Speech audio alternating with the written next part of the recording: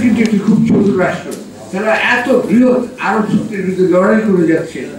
তাদের তাদের তাদের মুক্তিযুদ্ধ, ইসরায়েলের মুক্তিযুদ্ধ, এটা কিন্তু ইহুদিরা করছে না, জায়নিস্ট যারা যারা ইসরায়েলে বিশ্বাস করে তারা। আচ্ছা, এটা মনে রাখতে হবে। আচ্ছা, সুতরাং এই যে করছে তার মূল শক্তি হচ্ছে ইসরায়েলের তরুণ তরুণীরা, তারা আধা সামরিক ট্রেনিং প্রাপ্ত। আমি নিজে যখন লন্ডনে 1997 যাই তখন দেখলাম তখনও ইংল্যান্ডের লোক এবং আমেরিকার লোক এলভিস প্রেসলি, আমার প্রিয় গায়ক একজন, তাকেও কিন্তু কনস্ক্রিপশন করা হয়েছিল। মোহাম্মদ আলী বক্সার, তাকেও কনস্ক্রিপ্ট করা হয়েছিল যে ট্রেনিং নিতে হবে, সামরিক বাহিনী ট্রেনিং নিতে হবে, তাকেও নিয়ে যান আপনারা সব ছেলে মেয়েদের আগে সামরিক ট্রেনিং দিয়ে এরা সাহায্য করবেন, যারা রিটায়ার করেছেন তরুণ তরুণদের সাহায্য করবেন।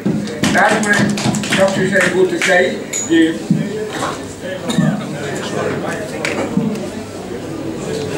একটি সবশেষে যেটা বলতে সেই অজানা তথ্যটির কথা একটুখানি আপনাকে বলতে হবে। যেদিন ঘটনাটি ঘটছিল সেদিন মারুফ কামাল খান ছিলেন নিচতলায় খালেদা জিয়া, বেগম খালেদা জিয়ার অফিসে। তখন তিনি বিরোধী দলের নেত্রী এবং আমিও ছিলাম তার কাছে ছিলাম। হঠাৎ একটা ফোন আসলে শিবম বিশ্বাস ফোন করলেন, আমি গেলাম ম্যাডাম রুমে যাই দ্রুত, আমাকে এখনই ডাকছেন। আমি গেলাম ম্যাডাম রুমে, তিনি একা ছিলেন, আমাকে বললেন এতগুলো হত্যাকাণ্ড ঘটে গেছে এবং আমার প্রচন্ড চাপ আসছে যে আমি কি করব, আমাকে টেক ওভার করতে বলছে, আমি কি করবো। আপনি কি সিদ্ধান্ত নিয়েছেন, আপনার মন কি বলছে, আপনার বিবেক কি বলছে। তিনি ছোট ছোট কথা বলেন, তিনি বেশি কথা বলেন না, ছোট কথা বলেন। তিনি বলেন আমার বিবেক বলছে না। তারা চেয়ার ছুঁড়ে ছুঁড়ে মারতেছিল, জুতা ছুঁড়ে ছুঁড়ে মারতেছিল প্রধানমন্ত্রীর সামনে।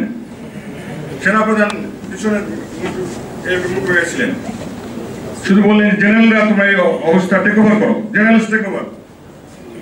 আমি বিরাটভাবে কেমনকে সামাল দেবো, এই তো কথা শুনতেছে না, কি করবো, মুশকিল। একটা অঘটন তো ঘটে দিতে পারে যে কোনো সময়, এটা ইতিহাস না। আমাকে ইয়ে করেন না, আমি যেটা হয়েছে সেটা বলতেছি, নির্মোহ ইতিহাস বলার চেষ্টা করতেছি। আমি যেটা দেখেছি আমি নিজের সাক্ষীতে বলতেছি। Please don't misquote me in the press, please, for God's sake. আমি যেটা দেখেছি সেটা বলেছি, বলতেছি, আশা করি আমি সত্য বলার চেষ্টা করতেছি। যখন প্রথমে এক দল জেনারেল ঘুরে আসলেন, মোটামুটি শান্ত হলো, শান্ত তারা হচ্ছে না।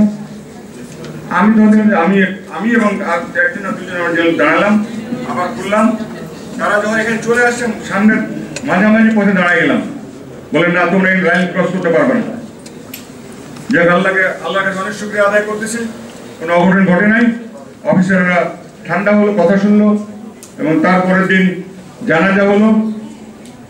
জানাজার এক পর্যায়ে কর্নেল ইলাহির বাবা, কর্নেল ইলাহি আমার অফিসের ছিল, অনেক আমরা বান্দরবনে আমার সাথে চাকরি করেছে, আমি ইউনিটে সিও ছিলাম, ইলাহি ওখানে ব্রিগেড মেজর ছিল। কর্নেল ইলাহি আমার স্টুডেন্ট ছিল, আমার ডিএসএল স্টাফ কলেজে আমার স্টুডেন্ট ছিল এনডিসিতে। কর্নেল ইলাহিকে আমি ব্রিগেডিয়ার বানানোর জন্য খুব চেষ্টা করেছিলাম, বোর্ডে পারি নাই। কর্নেল থেকে গেল, আমি বোর্ডকে রিকোয়েস্ট করেছিলাম যে ইলাহিকে স্যার আপনি ব্রিগেডে পাঠান না, ওকে অ্যাক্টিং ব্রিগেড কমান্ডার করে দেন। জেনারেল মইন তখন হ্যাঁ না কিছু বলেন নাই, পরে দিন ব্রিগেডে পাঠিয়ে দিয়েছে। আমি চাইছিলাম এত ভালো অফিসার তাকে ব্রিগেড কমান্ডার হিসেবে থাকুক, এর পরের বছর ব্রিগেডের হবে, অ্যাডজাস্ট হয়ে যাবে। এবং আমাদের আর্মির সিস্টেম ছিল অ্যাক্টিং ব্রিগেড কমান্ডার হওয়ার। তো যাই আমার কথা বলতে তখন শুনে নাই। ইলাহি বাবা উনি রিটায়ার্ড সেক্রেটারি ছিলেন, উনি আমি জয় অনেকক্ষণ কাঁদলেন, 5 মিনিট কি 10 মিনিট ধরে কাঁদলেন, আমিও কাঁদলাম। তারপরে জানাজার দাঁড়ালাম, আমার পাশে জেনারেল এরশাদ ছিলেন, এক পাশে জেনারেল এরশাদ, তারপর কর্নেল ফারুক খান,